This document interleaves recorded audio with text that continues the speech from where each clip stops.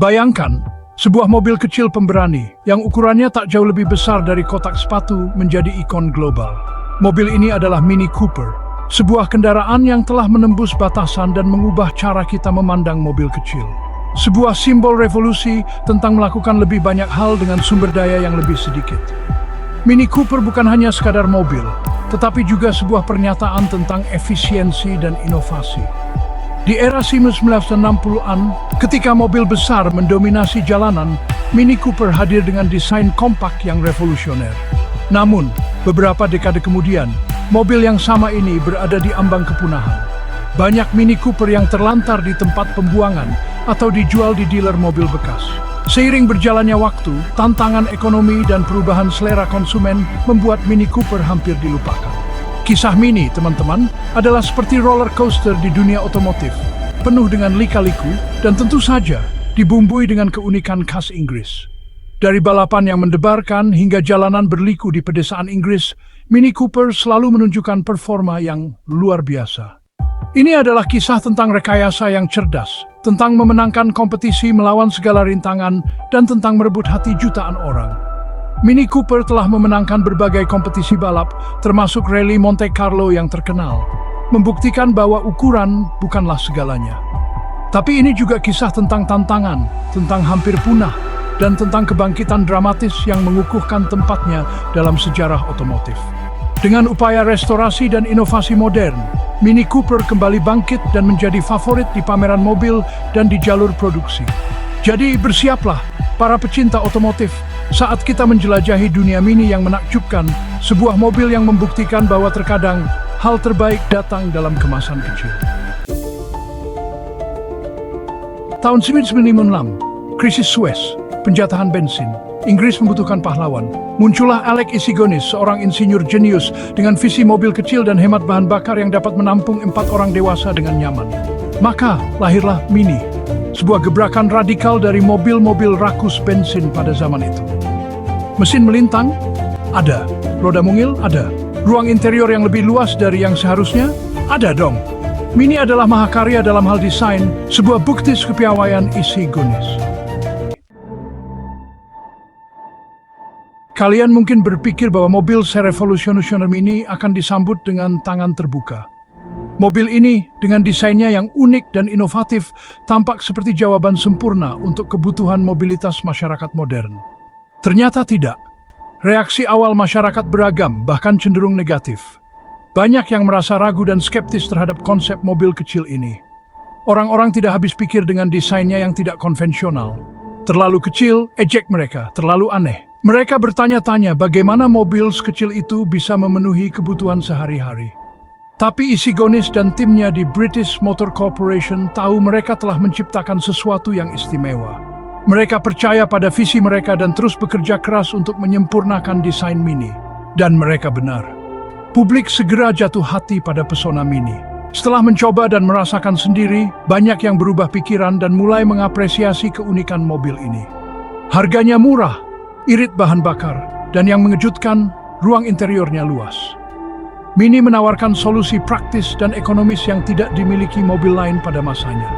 Mini adalah mobil untuk semua orang, dari pelajar dan sekretaris hingga bintang film dan keluarga kerajaan.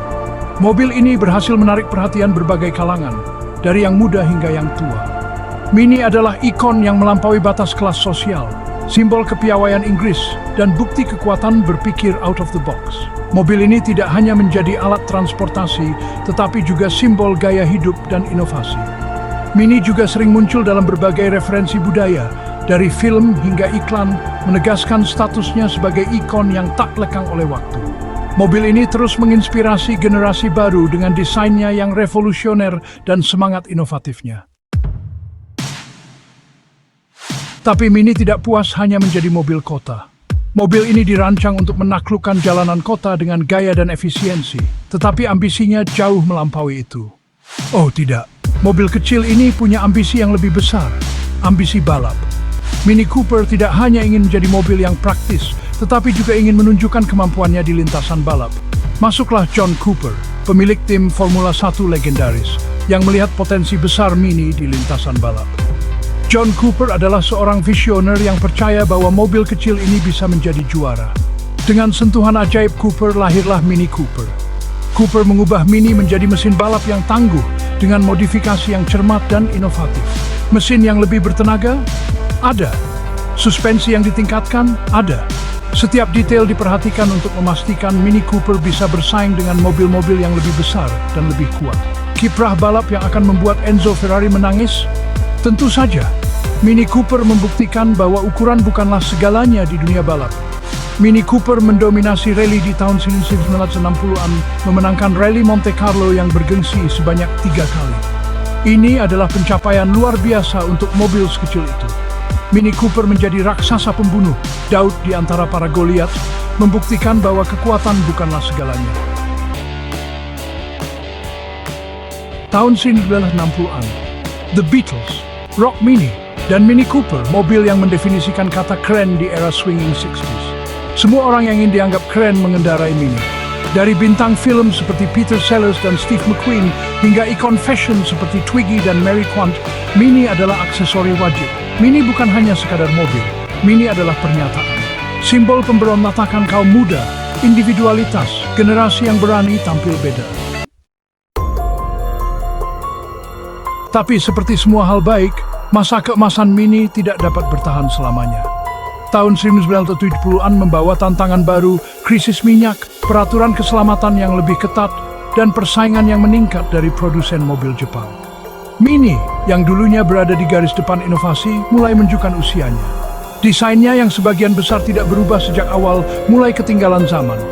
Penjualan menurun, masa depan tampak suram.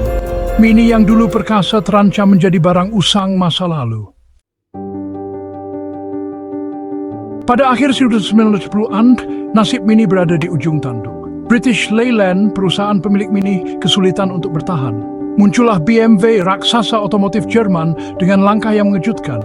Mereka melihat potensi pada merek Mini, sebuah berlian yang belum diasah. Pada tahun 1994, BMW mengakuisisi Rover Group, yang juga membawahi merek Mini. Visi BMW untuk Mini sudah jelas, sebuah mobil kecil premium yang mempertahankan semangat Mini asli sambil merangkul teknologi dan gaya modern. Mini baru yang diluncurkan pada tahun 2001 langsung sukses.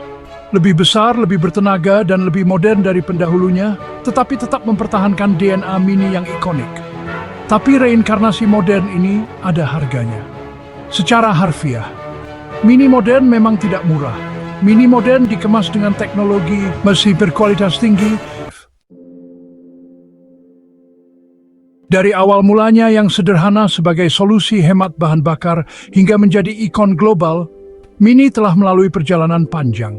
Mini adalah mobil yang telah melampaui generasi, merebut hati jutaan orang dengan perpaduan unik antara gaya, performa, dan sedikit sentuhan unik khas Inggris.